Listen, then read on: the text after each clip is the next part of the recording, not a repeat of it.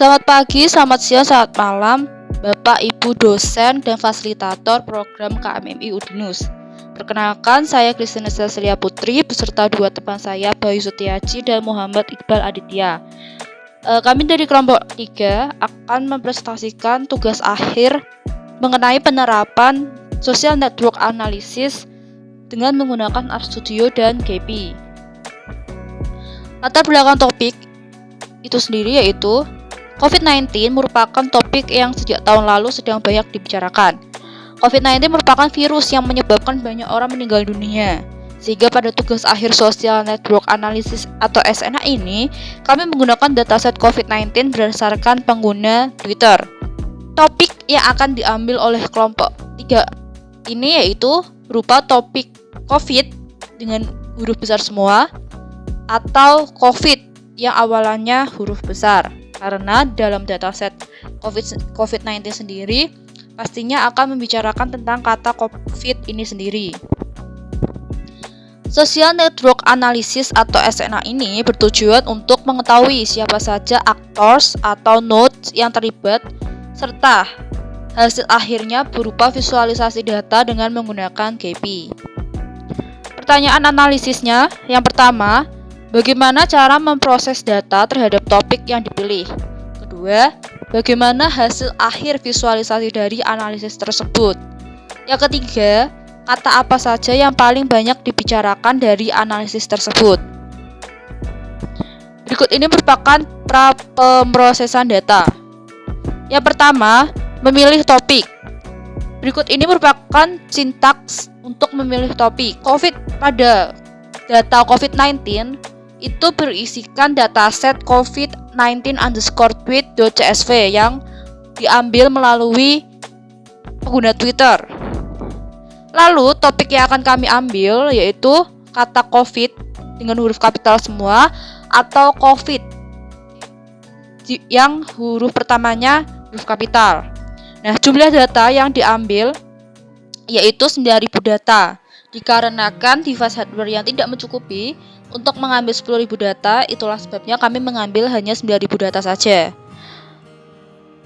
Hasil run-nya yang bawah itu berisikan data set COVID di mana kalimatnya itu pasti ada kata COVID atau COVID dengan huruf besar semua atau COVID yang huruf awalnya besar. 2. Membersihkan data. Menghilangkan emoji, link, enter, RT atau retweet dan lain-lain. Gambar di atas merupakan sintaks atau coding yang digunakan untuk menghilangkan emoji, link, enter, retweet dan lain-lain.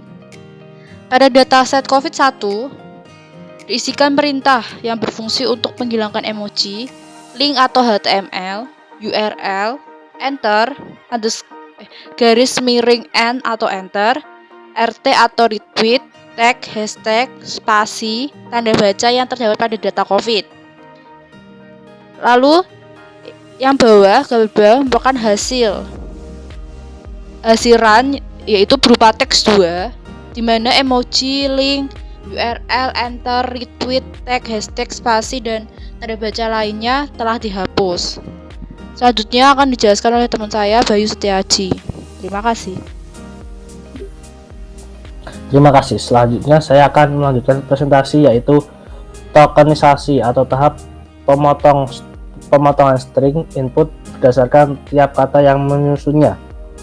Underscore token berfungsi untuk memisahkan kolom menjadi token, meletakkan tabel menjadi satu token per baris.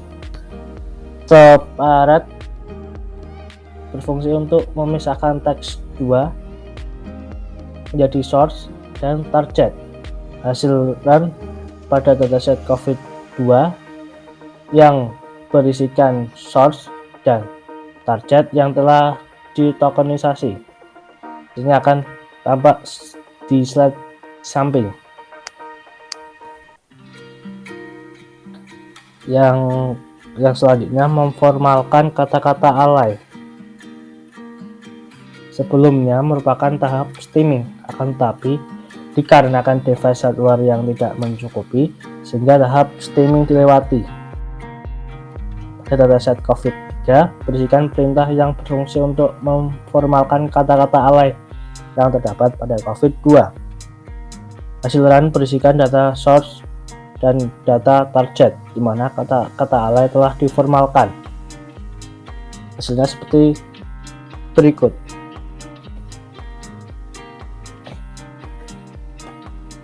Kemudian filter stop words. Filter stop words berfungsi untuk menghilangkan kata-kata yang tidak diperlukan. Pada dataset COVID-4, berisikan perintah filter stop words yang terdapat pada dataset COVID-3. Hasil run berupa data source dan data target, yang dimana kata-kata yang tidak diperlukan telah dihilangkan, seperti Anda, boleh, di, bawah, dan lain-lain. Kemudian cek frekuensi kata. Pada dataset COVID_words_frec berisi perintah yang berfungsi untuk menghitung jumlah frekuensi kata yang terdapat pada dataset COVID-4 dengan jumlah kata 30 data. Hasil run dataset COVID_words_frec berupa plot yang menunjukkan jumlah frekuensi yang terdapat pada dataset COVID-4. Hasilnya seperti berikut, yang dimana kata COVID yang paling banyak disebutkan. Terima kasih, saya akan melanjutkan presentasi visualisasi GEPI. Pertama, kita melakukan ekspor graf ke GEPI. Pada bagian ini berfungsi untuk mengekspor dataset yang telah dikerjakan melalui RStudio untuk divisualisasikan melalui GEPI. Dataset akan disimpan dengan nama dan format, yaitu covid.graph.html. Alasan diekspor ke GEPI untuk meringankan device hardware, sebab apabila dikerjakan atau divisualisasikan melalui RStudio akan sangat berat dan menyebabkan device hang atau crash. Hasil visualisasi melalui GEPI. Gambar di samping merupakan hasil visualisasi dataset COVID yang sebelumnya diproses melalui RStudio. Pada appearance node menggunakan partition degree centrality. Kemudian layout yang digunakan yaitu force atlas. Hasil visualisasi melalui GEPI yang kedua. Jumlah nodes dalam visualisasi akhir terdapat 1483 dan edge berjumlah 18. Statistik hasil visualisasi data sebagai berikut. Network overview. Average degree yaitu 0,024. Network diameter yaitu 6. Modularity yaitu 0,67. Kemudian ada node overview yaitu average clustering coefficient yaitu 0. Terus edge overview yaitu average path length yaitu 2,636. Kemudian hasil node terbesar. Gambar di atas merupakan visualisasi 3 node terbesar dari 9.000 data yang digunakan. Hasil node terbesarnya. Lanjutan, kata yang terdapat dalam node N249 merupakan nama deh. Data di atas merupakan data dari node N249. Kata yang terdapat dalam node N1256 merupakan nama sok. Data di atas merupakan data dari node N1256. Kemudian, kata yang terdapat dalam node N930 merupakan nama orang. Data di atas merupakan data dari node N930.